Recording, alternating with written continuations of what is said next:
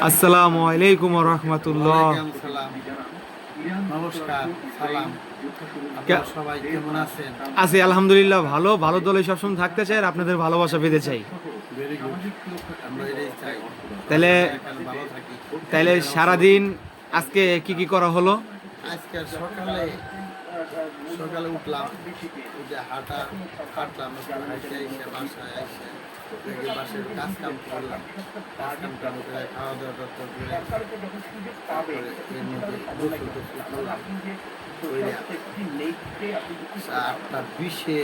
ট্রেনে গেলাম ঢাকা। ঢাকার দিকে ওখানে গেলাম গেছি 9টার পরে রওনা পৌঁছাইছি যে ওষুধের মার্কেট খুলে নেই। পরে শেষে একটু বসে রইলাম, রূপও আমার সাথে গেছিল।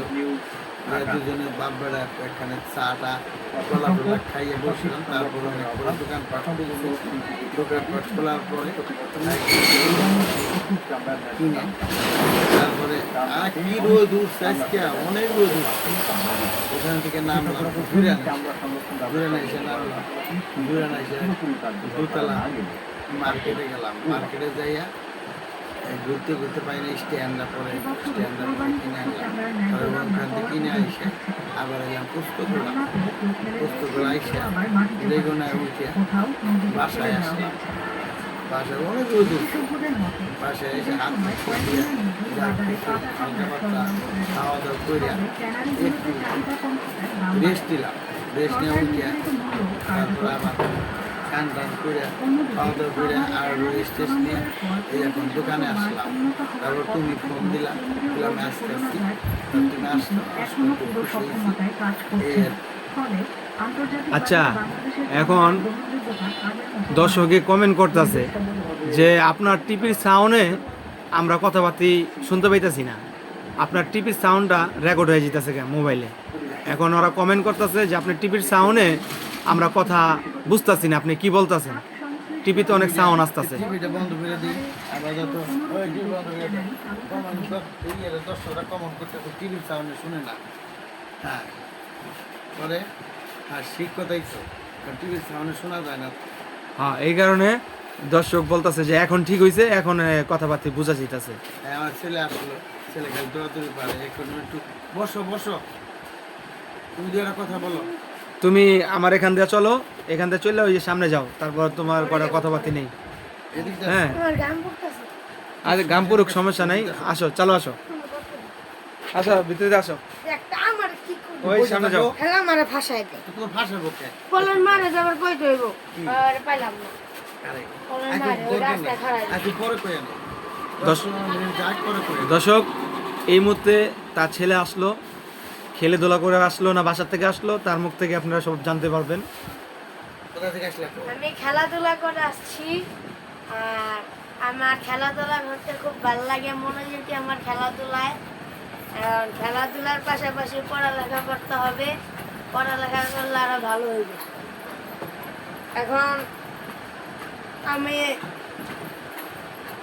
খেলতে তো ভালোই লাগে, এমনকি খেলা নিয়ে থাকলে কি সব সময় থাকা যাবে?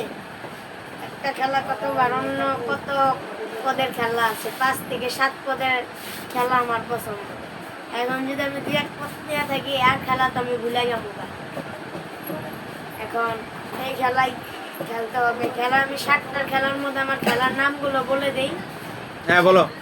আমার 1 হলো কাবাডি, 2 হলো জুতাচোর, এটা মাইয়াগো খেলা, 3 হলো সাইকেল রেস, 4 হলো আডু ভাঙ্গা, 5 হলো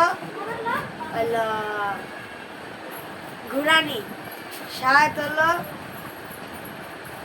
আটার রুটি বাটার বন, 8 হলো ফুটবল। এই 8টা খেলাই আমার পছন্দ। ধন্যবাদ সবাইকে। ধন্যবাদ সবাইকে। তার ছেলের সাথে আমরা কথা বলে খুবই আনন্দিত। আমরা ইতিমধ্যে কথাগুলো শোনার পর খুব ভালো লাগলো। এখন আমরা ডাক্তার, কিছু কথা বলো। হ্যাঁ, আমি তো বলতাছি, আমার কথা দর্শক শুনতেছে, সমস্যা নেই। আমি বর্তমানে উপস্থিত, আমি বর্তমানে নাট্যমঞ্চে ভাষণ দিতেছি। আমার কথা আড়ালের মাধ্যমেই সবাই শুনতেছে।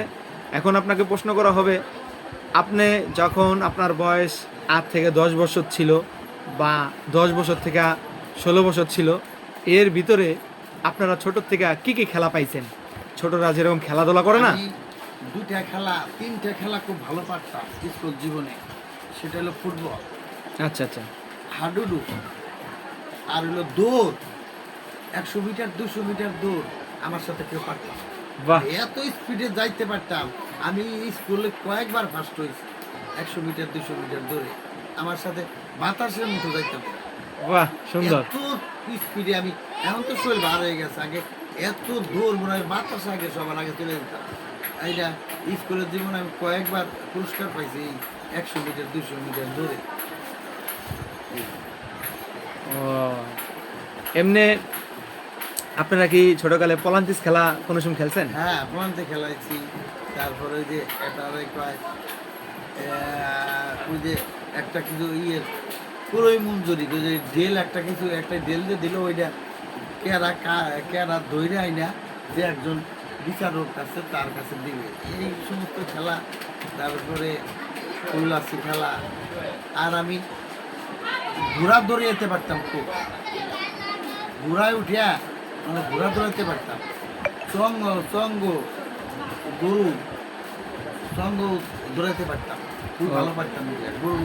এবং আমার জীবনে আমাদের বাড়িতে গরু ছিল সংসারে, আমি গরু অনেক যত্ন টোকাল করি। যদি কোনো একটা জায়গায় ভালো একটা গরু দেখলে আমি ওখানে যাই, গরু আমার দেখতে খুব ভালো লাগে। এবং গরুর দিকে আমার গরু খুব ভালো লাগে, গরু যত্ন করা, গরু খাওয়ান, কীভাবে করে একটা গরু লালন পালন করিয়া পুরা ফুল ভুসি এইভাবে একটা গরু খাইলে পেট ভরবে না, আমি জানি। এটা আমার জন্য খুব ভালো লাগে। ও আচ্ছা আচ্ছা, আমি যতটুকু জানি আপনাদের এলাকায় আগে ছোটকালে ওই যে এক পদের খেলা আছে না, পাও এমনি ধুইরা পরে ধাক্কা দেয় আলাদা, ওইটা কি খেলা জানি বলে? এটা দেখো এই খেলা হাডুডু খেলা নাকি? না, এটা দেখো মুরগির লড়াই। ও মুরগি লড়াই। এটা মুরগির লড়াই। ও আচ্ছা আচ্ছা, হাতে হাতও বাইন্দা দিত, পা উড়িয়া হ্যাঁ হ্যাঁ, এক পা ধরিয়া উড়িয়া নিয়ে মুরগির লড়াই। এটা ধাক্কা দেখে ফেরা এইভাবে ধাক্কা দিত। যে খেলা করে মুরগির লড়াই তো আমাকেও ভালো করে, রূপমও ভালো করে। এই স্কুলে খেলাই থাকে ওয়ার্কশপের ব্যাপার। রূপম আমার মধ্যে মুরগির লড়াই।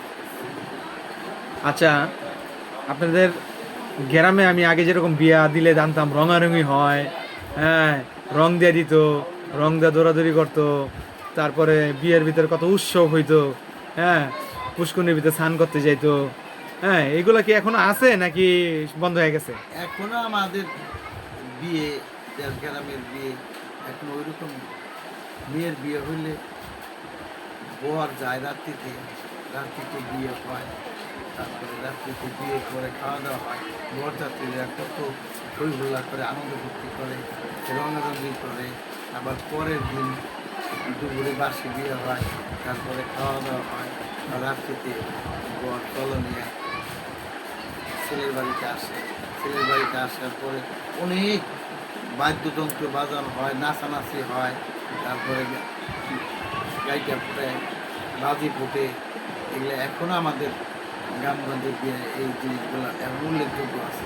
এই যে মাঝখানে একটা বিয়ে বিয়ে গেল, আমরা গেছিলাম আমাদের টাঙ্গাইল মিঠু, ওর বিয়ে অনেক আনন্দ ভর্তি হয়েছে।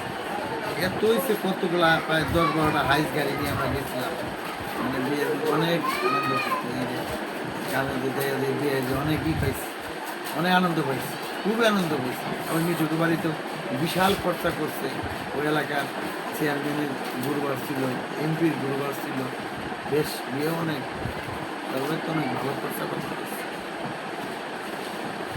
তাহলে তো বিয়ে শাদীর ভিতরে একটা মজাই হয় আলাদা। হ্যাঁ, আমাদের যে গ্রামে, আর আমাদের গ্রামে এখনো বিয়ে পায় বাড়তে ওই আগের একটা ঐতিহ্য আছে। যেমন বেগুন ভাজি, মাছ ভাজি, ওহ খুব সুন্দর খাবার। হ্যাঁ, মাছের তরকারি, চচ্চড়ি, ঘন্ট, কাঁচকলের ডাল, তারপর মুগের ডাল, আলুর রসা, তারপর লাস্টে দই। এরকম একটা আমাদের অনেক বিয়ে মাংস কম দেয়। তাতে গ্রামগঞ্জের এই বিয়েগুলো, এই খাওয়া খাদ্য কিন্তু মাংস খেয়ে খারাপ হয় না, বরং খুব ভালো হয়। ভালো খাদ্য খাবার হয়। এগুলা এখন আমাদের এলাকায় ঐতিহ্যভাবে এভাবে এইভাবে অনেক অনেক বিয়ে হয়, এখন অনেক বিয়ে মাংস হয়ে গেছে গা, মাংস বিয়ে হয়ে গেছে।